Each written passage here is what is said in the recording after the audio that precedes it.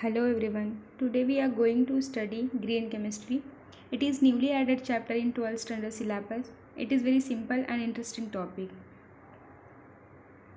As we know, chemistry play important role to improve our quality of life. Due to human population and industrial revolution, the energy crisis and environmental pollution are highlighted major global problem in 21st century. To minimize these problems, all nations are adopting green chemistry principle.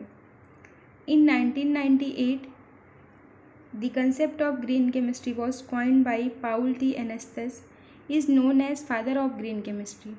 America formed Environmental Protection Agency in 1970 and the Pollution Prevention Act was passed in 1990. Green chemistry is the idea of making chemistry more environmental friendly as well as more sustainable. Sustainable is another concept of green chemistry. Paul T. Anastas and John C. Werner published set of 12 principles. First principle refer as a prevention principle and other principle are how to achieve it. He is also published a book Principle and Theory of Green Chemistry. According to IUPAC, the green chemistry is the design of chemical product and process that reduce or eliminate the generation of hazardous substance. Other definitions are green chemistry is the use of chemistry for pollution prevention by environmental conscious design of chemical product and process that reduce or eliminate the use or generation of hazardous substance. It means we can use that process in such a way that reduce the use of harmful chemical and generation of hazardous substance. Importance of green chemistry. The green chemistry is very important because it's reducing the waste, energy, risk, cost, hazardous substance and environmental impact. First is prevention of waste. As we know, many tons of waste by domestic and industry released into air, water and solid which contaminate the environment. Hence it is better to prevent the waste rather than to clean or treat the waste after it has been generated. We must develop zero waste technology. What is zero waste technology? During a chemical synthesis, the waste product should be zero or minimum. Another way to use the waste product of one system for other system. We can follow 3R principle, that is reduce, reuse and recycle the waste product. A very good example of this principle is bottom ash is a waste product of thermal power plant is collected from the bottom of furnace and sent to brick and cement industry. They can use as a raw material.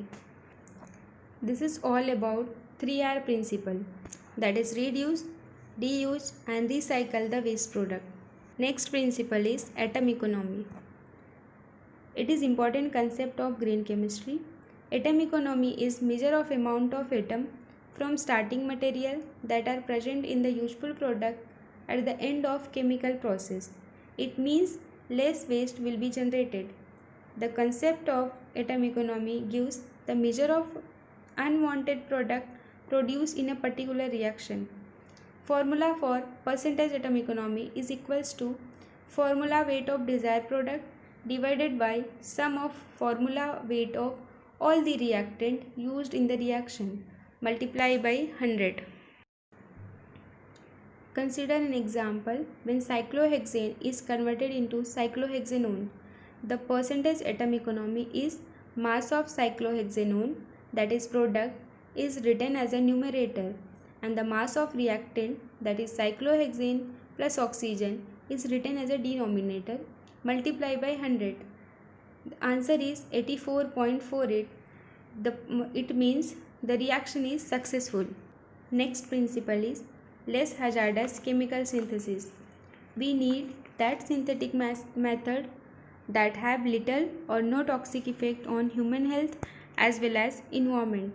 We replace the toxic substance with the safe chemicals so that it will not affect the overall environment as well as human health.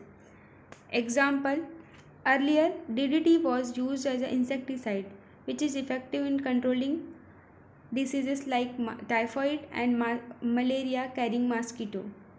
It was realized that it is harmful for living thing. So this is replaced by BSC, benzene hexachloride, as a safer solvent.